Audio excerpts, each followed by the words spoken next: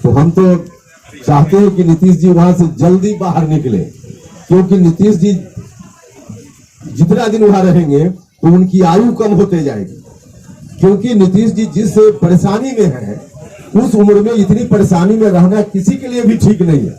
व्यक्तिगत रूप से मेरी हमदर्दी है उनके साथ, मेरे बड़े भाई है, मुझको थोड़ा भी ठीक नहीं लगता है। इसलिए मुझको तो लगता है कि जल्दी वहां से उनको बाहर आना चाहिए। स्वागत कीजिएगा, एनडीए में आएंगे तो आप स्वागत कीजिएगा। देखिए, अब यह विषय मेरे अकेले का नहीं है।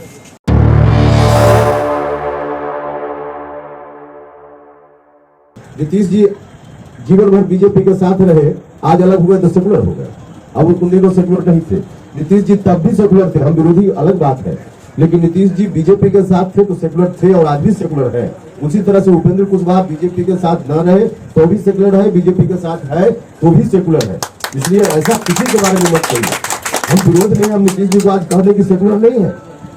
देखिए, राजनीति में कुछ चीज ऐसी है जिसकी मर्यादा रहनी चाहिए। तो इस तरह से मत देखिए कि बीजेपी में जाने का ही दूसरा रास्ता है, बिल्कुल गलत बात है। जितना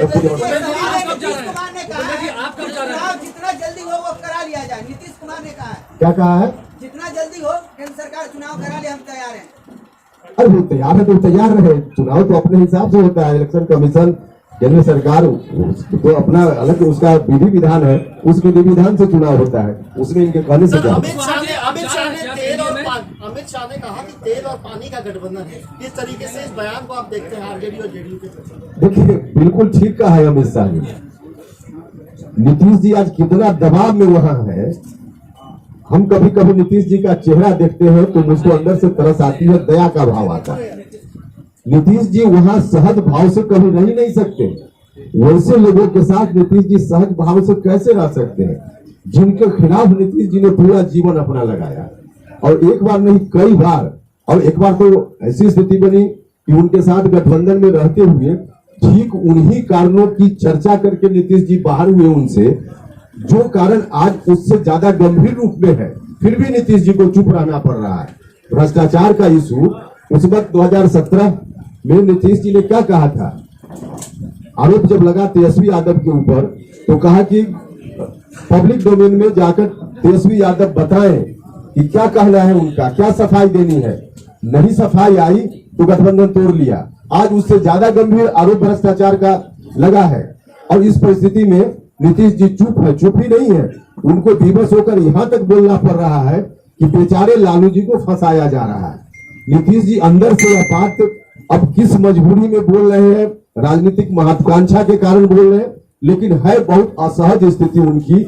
इसलिए अमित शाह जी ने अगर कहा कि तेल और पानी जैसा संबंध, तो बिल्कुल ठीक है। वॉशिंग मशीन में घुसिए, साफ हो जाएगा। भ्रष्टाचार मामला नहीं रहा बीजेपी के लिए। अरे भैया, पहले नीतीश जी से न पूछ लीजिए कि उनके लिए मामला रहा कि नहीं रहा मामला। नीतीश कुमार जी से पूछ लीजिए कि उनके लिए। नीतीश जी कहते थे ना कि हम 3C से कभी कंप्रोमाइज नहीं करेंगे, जिसमें करप्शन भी था। तो अब 3C में से 1C हटा दिया है क्या उन्होंने? यह पूछिए पहले उनसे। देखिए, एनडीए से जो कुछ भी हम लोगों की बात होनी है उस पर बहुत अभी ध्यान देने की जरूरत किसी को भी नहीं है। इसलिए कि हम लोग समय पर बता देंगे आपको क्या तय हुआ क्या नहीं तय हुआ।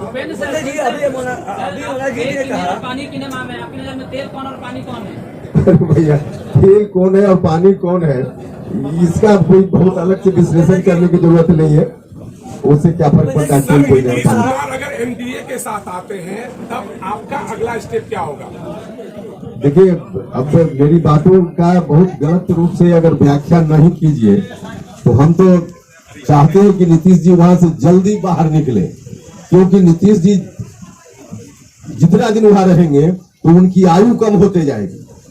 क्योंकि नीतीश जी जिस परेशानी में है उस उम्र में इतनी परेशानी में रहना किसी के लिए भी ठीक नहीं है। व्यक्तिगत रूप से मेरी हमदर्दी है उनके साथ। इसलिए व्यक्तिगत रूप से मुझको लगता है कि नीतीश जी ठीक है, राजनीतिक विरोध कम होने की स्थिति और व्यक्तिगत रूप से तंग तबाह परेशान होने की स्थिति है। मेरे बड़े भाई है, मुझको थोड़ा भी ठीक नहीं लगता है। इसलिए मुझको तो लगता है कि जल्दी वहां से उनको बाहर आना चाहिए। स्वागत कीजिएगा, एनडीए में आएंगे तो आप स्वागत कीजिएगा। देखिए, अब यह विषय मेरे अकेले का नहीं है। एनडीए में सबसे बड़ी पार्टी भारतीय जनता पार्टी है, तो अकेले हम अथॉरिटी नहीं रहे कि इस सवाल का जवाब हम कुछ सीधा दे दें आपको। उपेंद्र जी, अभी मुनाजीर जी ने कहा कि मुख्यमंत्री बनाना है आपको, तो क्या बीजेपी से आपकी डील हुई है कि आप उनकी मदद करें लोकसभा में? आपको देखिए अभी उतनी दूरी तक सोचने की जरूरत नहीं है, क्योंकि मुख्यमंत्री के अरे भैया ठीक, हर पार्टी का कार्यकर्ता नेता चाहता है कि उसके दल का नेता बड़ी से बड़ी जगह जाए, देश के स्तर पर प्रधानमंत्री बने, मुख्यमंत्री बने, तो हर पार्टी में होता है और पार्टी के अंदर इस तरह का भाव अपने नेता के प्रति लोग रखते हैं। तो इसी भाव के कारण ऐसी बात आती है, लेकिन इसका यह अर्थ नहीं है कि कोई डील या कोई तय। अभी लोकसभा का चुनाव होना है, विधानसभा का चुनाव थोड़े हो रहा है। जहां तक है तो 40 लोकसभा क्षेत्र पर हम लोगों की निगाह है। एनडीए को 40 में 40 जिताना है ना, सिर्फ मुंगेर क्यों आप नाम ले रहे हैं? 40 जगह हम लोगों की निगाह है और 40 जगह एनडीए कैसे जीते, इस बात के लिए हम लोग लगातार प्रयास कर रहे हैं, संगठन का विस्तार कर रहे हैं, लोगों के बीच जा रहे हैं और 40 में 40 जीतेंगे, इस विश्वास के साथ जा रहे हैं।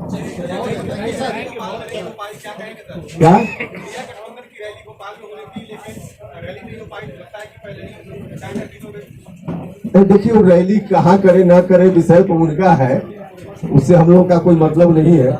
लेकिन अभी बहुत कुछ इंडिया जो बता रहे हैं, आप जिस गठबंधन की चर्चा कर रहे हैं उसमें क्या क्या और आगे होगा देखते चलिए।